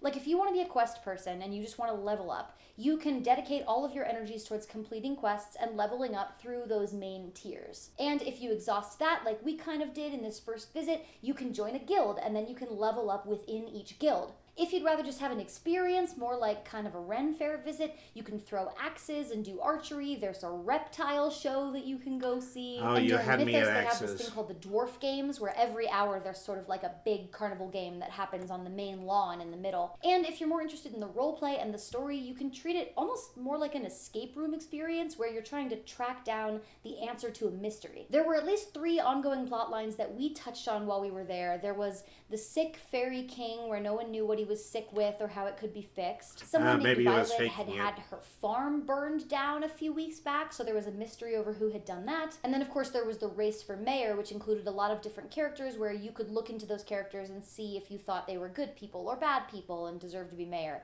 And then on top of that, there were tiny little threads connecting every character to each other. Like the merchant that had a connection to the pirate that was smuggling goods for him. But there were also characters who were in love with each other and having us deliver little gifts to show their favor. There were rivalries between guilds and alliances between guilds. The more that we talked to the characters, the more I felt like there was sort of a bottomless pit of plot that we could explore if we chose to do so and if we had the time. Now, what if you joined 2 rival guilds and never tell the other one about it? Than what we explored. But the fact that until like the very end, and then you can really blow some actors' minds. The illusion of completeness that Evermore delivers. You very much feel like you are stepping into an ongoing story where you could never experience all of it. The further we got into the night and the longer we were there, the more often it happened where we would overhear part of another attendee's conversation with a character and we would just have no idea what they were talking about. Like they were trying to complete some quest we hadn't even heard of, or they were asking questions about a character we hadn't even met. We were pretty tired by the time the park closed because we'd been on our feet for 5 hours, but I definitely feel like if we had gone Friday and then also Saturday, we still wouldn't have run out of things to do. Of course, as a cosplayer, I would be remiss if I didn't compliment the costumes and even just the ambiance and decor of the place. When we showed up, we were everybody was very kind of complimentary in the middle of, about my office costume. Buildings and shopping centers and stuff, but the park itself is pretty big, and once you're inside it, there's definitely a sense of immersion, even though you can occasionally see building tops over the trees. All of the buildings in Evermore were specifically built for the park, and all of them are these beautiful stonework, thatched roof, historical, medieval-looking buildings. You know, which is a shame because we really needed a church somewhere else in There's Utah. ambient music, which I read was written for Evermore, so it's a full original soundtrack. Once it gets dark, the park is lit in these really beautiful, very magical feeling ways. And then dotted all over the park are these gorgeous, intricate, massive statues, and they were custom sculpted for Evermore. There's a little graveyard that feels very solemn. There's like a pretty little bridge. There's water features. There is quite a bit of construction happening in the park still. Evermore has said that they have completed phase 1 of construction, but there's more that needs to be done. And Which, you know, I probably shouldn't complain about. That's exactly the reason people visit Walt Disney World. That is in process. But honestly, if you can just manage to look past 1 or 2 buildings that are still still under construction, there's more than enough places to go and enough places to be. All that seeing the construction really did for me was just make me excited to come back when the construction was completed. I would estimate that maybe 15 to 20% of the park was under construction, and it's all marked on the map, so it's not like you're not going to know what's in progress. And the park is big, so there's still plenty of places to go and things to do. All of the prosthetics and like the monster kind of props are all made in-house for Evermore too. So when you meet a goblin and they have like a crazy face and like a hooked nose and stuff, all those prosthetics are made specifically for Evermore. And if you I go really hope she's upstairs not in just this one describing building someone to from where the Utah. historian sits next to a giant sleeping dragon, they made that dragon for this park. A few other things I want to note about the park. They do offer food and concessions. They were shockingly reasonably priced. At a place Hooray like that, for I would food. expect to pay like $5 or $6 for a lemonade because that's just what you do when you have a captive audience. But I think their lemonade was like $2 or $3 there. We ate dinner before we came there, and to be honest, I think that would be a good idea because they did end up being sold out of quite a few things by the end of the night. I would rely on the concessions as snacks rather than as meals. They do have a full menu and price list on their website, so you can certainly prepare before you go there. Who's So for a should you go turkey to leg? Evermore, I know in absolutely my everybody opinion, in my yes, party would be there absolutely. for the If you turkey can make legs. it out to Utah, you should definitely give it a try. It is so ridiculously affordable that unless travel is like very difficult or expensive for you, you have practically nothing to lose. Having been there, if I were to run Evermore, I would charge people $45 to get in the door, and as an attendee, I would pay that. Instead, we paid $22 a head, which is like only a few dollars more than a movie ticket. Overall, and take We're this with a grain of salt post-COVID because now. haven't I done wouldn't any be LARP surprised yet, but if it from was what I have seen of already LARP, which is $45. live action roleplay, this is basically LARP light. It's designed to be immersive, and you can choose how much of yourself and how much of a character you bring to the experience. If you go, I would recommend that you attend both Friday and Saturday. I would recommend bringing a costume and being a character. For us, we just took on the names of our D&D characters and wore some sort of generic medieval-ish garb. I really feel like taking your entire D&D group there in costume as their characters would be like the ultimate experience. Evermore really blew me away because You a know, lot of the somehow things it's miraculously doing, it's they doing to still the managed quality to all level of die a place from like goblins. Universal or Disney, but it obviously doesn't have that kind of money behind it. Instead, you can just tell that it's being created and staffed by people who just really care about what they're doing. I admit that I have my concerns about how sustainable D&D this defines who I am is. as a When we person, were and I'm there, never there were going to maybe give up on 300 D&D. people throughout the whole night, and Says they the have a guy who's a big damn cast, talking like, I cat on estimate Twitch. maybe 50 on the cast and crew. I don't want to be a pessimist, and I want to believe that places like Evermore can be successful and can survive,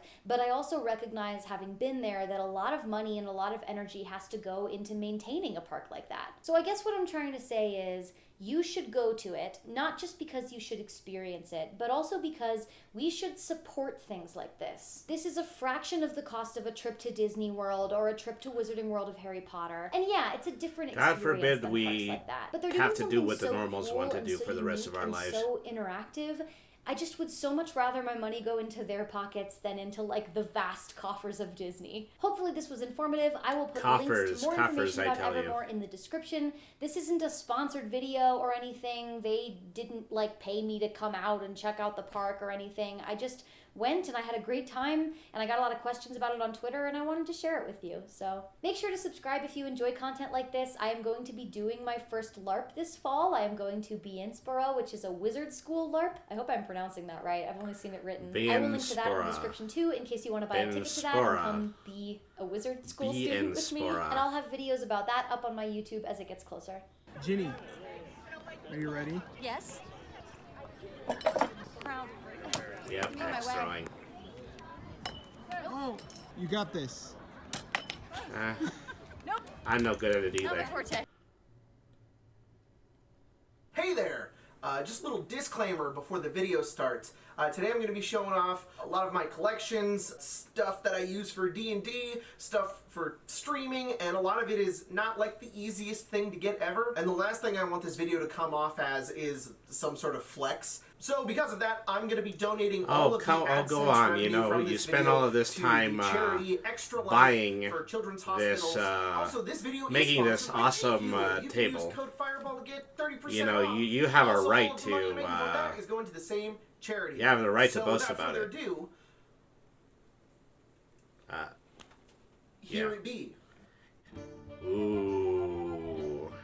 You know that I am all into this. I wish I had enough room in my tiny little condo just to have a whole room dedicated to tabletop and a really awesome tabletop table to go into it. Yeah, there's the one wall that is, there's the one shelf that is crowned wall to wall with 5 ebooks. This entire setup has been the project of all of ours for the past couple of months, and it's really come together. Not only use it to play D&D at home and with our friends, but also Or to play D&D at home with our friends, kind of every little thing that which is really all that we ever intended to do. Here in not my office. This is just my house. So this is our table. We had it custom built from one of my friends. His name is Abram. You know, they used to give away private offices to people. Now I think absolutely everybody, if they want an office space, is going to be at home. Things I wanted to do with it, specifically having like cubbies and plugs underneath here, cup holders, rolling spaces, and of course a lot of space for everybody to keep their laptops and everything. I hope those drink holders are deep. Speaker I use for playing music. This is a little cupboard that I can keep elevation things and other stuff in here that I use for the maps. Ooh, I like but that. The primary maps I really like to use are Dwarven Forge. Thank you, Matthew Mercer, for getting me obsessed into these. I have more than this. Yeah, but hooray for I Matthew love Mercer Dwarven once Forge. again. And this table is really great because it has a He ton also of loves space for using everybody to Beetle and kinda Grimm's, see which it I and think look are at it 2 other and brands move that it. have been on If Critical I don't Role. want to use Dwarven Forge, the other option is to no! This is working out Yeah. fine. This is fine. In case I don't want to use Dwarven Forge, this bit Always be comes out. prepared to throw everything off of your Organized gaming all of it. table. Anyways, this is our TV table. I can show you how it works. So I'm actually using the Dynamic Dang. Dungeons program. If you want to go check out This Dynamic guy's thought of Dungeons on everything. Patreon. They have a lot of really, really cool animated maps for TV tables or whatever you want to use them for. But they have this really cool app which allows you to build dungeons inside of them. Get a map in here like this. So this is a really quick way to make maps on our table because we only settle for the best here at XP to level 3. I bet they never get beyond level 3. This is also where all the mini storage is. Oh yeah, those are pretty cool. You just wall mount them like they're tools or something like that. If you want some more ambient lighting, we've also You know, got if you were LEDs into that go construction on work, you know, those would be your nuts and bolts whenever and I'm your over here screws. and we're, You we're could probably playing buy out, that at any hardware that guy store. moves 30 feet up there. We noticed that was a little bit of a problem, so we got professional moving tools in order to move them. Like this, like we're warmongers in the general's room. These are just Like you're the Clampett family discovering a pool table for the very first time. But they work great. The camera that Spencer is currently holding is normally our board camera, so that's how we would show that off on the stream. And you may be wondering, what does this all look like on the stream? Well, it looks like this. This is our new overlay setup. Yeah, for nobody Arcade can manage Arcade. to see the We're TV live that's in the every center of the Friday and table. Saturday, if you want to come watch us, we're actually going to be live tonight at 7 p.m. Pacific Standard Time, the first in-person Adventures of Avnia game with this brand new setup. So if you want to come watch, you should do that. You should come check us out, Arcane Arcade. There's a link down below. Since we're watching. I've got you subscribed. You know, I hope that, you know, we're going to see a lot of great TTRPG content on we would have tripods YouTube for in the the future. cameras, and then we would have mics on the table, and then we also had more tripods with lights. And a big goal that we wanted to do with our new one was to have nothing on the ground or on the table. So we've actually wired everything on the ceiling, and we've also mounted everything to the ceiling along with our lights, which we're using Elgato key lights, along with our cameras, which they are, I can't remember the exact brand that they are at the moment. And our microphones are actually packed. DSLR cameras, friend. This is not my area of expertise. Colton does this. This is the stream computer. You know, I'm either doing one or the other. I'm playing D&D or I'm messing around with a fancy, expensive camera. Dedicated who's running the stream. Me and Colton are both kind of sharing in doing that. Oh, also I can turn the lights off and back on. Well, we're not professional at all. We just like playing D&D, and we put up some cameras, and now we're recording it. And we made all of this at great expense. So you may be curious as to what I use to DM with this setup, and I will show you right now. This is my DM No, setup. I've got my no, dice. I've got cards to no. write monsters on for the initiative tracker, which I use on the top of my DM screen. These are all character cards that have everybody's stats on them, and they also work for placing for initiative, like so. I've also got my laptop, that's a good which idea. I use for I'm D&D gonna swipe that Beyond. one. I also use it for my campaign notes. I also use it for dynamic dungeons, so I can control the map as well. I've also got my iPad, which I use for music. I could just use my phone or my laptop, but I like using my iPad because it makes it very easy for me to look through and pick what I want to play. I'm a stickler for music. These are also these custom-made cards of our character art from Evenfall that we use for our cardic inspiration. I hand these out. Oh, to you know, players. That's I me as hope a that he's Joker. getting I've sponsor also money got off of a this, cup holder, because he's remote probably for the TV, named and a some remote 10 for or the 12 lights that you can different actually change tabletop from up gaming here, so companies I at can this do point. green or blue, or turn them off if I want to. I've also got a cubby down here that I put character cards, books, and other things that I may use. Oh god! So this is it. This oh, is our no. stream setup. I want to give big shout out. How to you Spencer, can't do this without dropping something. who who did all of the decorations for the stream as well. It looks really good. I couldn't have done it any better. Thanks for watching this video. And if you want to donate any money to Extra Life, I'll put a link down in the description. That's it. Yep, That's it. That's the video. That's the whole thing. That's it. It's not dark. Well, all right. So we were having a little bit of a problem with dropped frames just before we started playing this video, and we're almost at the 2-hour mark. So this might actually be good to call it a stream. So I wanted to bring everybody here because I have a very special announcement. I'm going to be working in D&D podcasts in the immediate future. I'm planning 2 different shows. The first one is going to be a actual play commentary show called the Actual Play Pod, and it is going to be about me and some of my friends commenting on actual play RPGs. We're hoping to look for the funny bits. We're hoping to look at the bits where the game goes off of the rails. And so that's going to be coming soon. I am going to be posting on my Twitter pretty soon. I don't think I put a Twitter tag in my chat yet, but let's see. Twitter.com/BrainyTube RPG Cat. So, be sure to follow me on Twitter, because tomorrow I'm going to be dropping the announcement to ask people if they would be kind enough to contribute clips from their Actual Play podcast to the Actual Play Pod, which I hope to be putting out in a couple of weeks. The other show that I want to do is I want to do my own Actual Play podcast, and it is going to be called One Shots from the Meowing Portal. I've already amassed a cast of 4 additional players.